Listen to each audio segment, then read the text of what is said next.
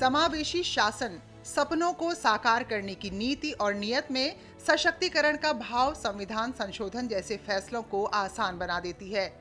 इसे साकार होते देशवासियों ने पहले भी देखा है और संभावना है कि बजट सत्र के विस्तारित 3 दिन 16 से 18 अप्रैल के बीच भी इसे फिर से देखा जाए। इन 3 दिनों में सरकार का लक्ष्य 2029 से लोकसभा और राज्य विधानसभाओं में महिलाओं के लिए 33% प्रतिनिधित्व को सुनिश्चित करना है।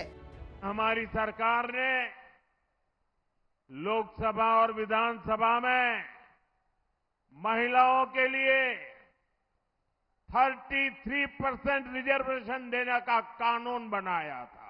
2029 के 2029 के लोकसभा चुनाव से ही इसका फायदा मिले, अब ये सुनिश्चित करने का प्रयास है।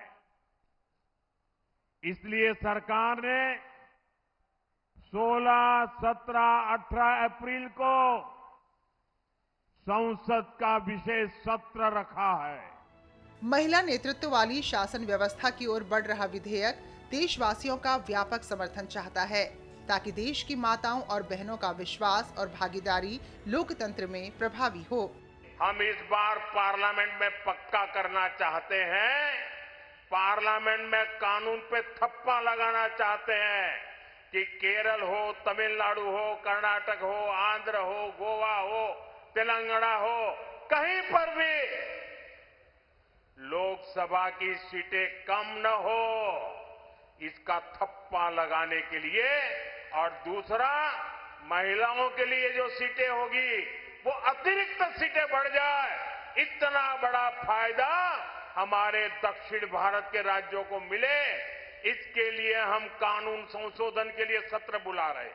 आप भी लोगों को बताइए, कांग्रेस के लोगों को बताइए, एलडीएफ के लोगों को बताएं कि महिलाओं के अधिकार का एक कानून निर्विरोध पास होना चाहिए।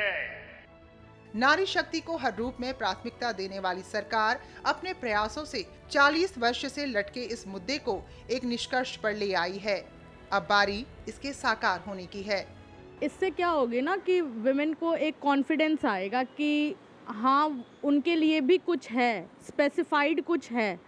सो I think it's a very good and genuine thing. ये बिल जो पास होगा उनसे उनको काफ़ी कॉन्फिडेंस मिलेगा आगे और ग्रोथ करने के लिए। मुझे ये लगता है कि ये बहुत ही अच्छा इनिशिएटिव है सरकार का, और इससे जो इक्वेलिटी है उस पर भी हम कहीं ना कहीं बहुत आगे निकल सकते हैं महिलाओं के लिए। ये बहुत अच्छी बात है कि अब हमारे पार्लियामेंट में 33% श्योरली महिलाएं होंगी, तो वो महिला हित में कुछ कर पाएंगी आगे। नारी शक्ति वंदन अधिनियम की नींव विकसित भारत का एक प्रमुख आधार है।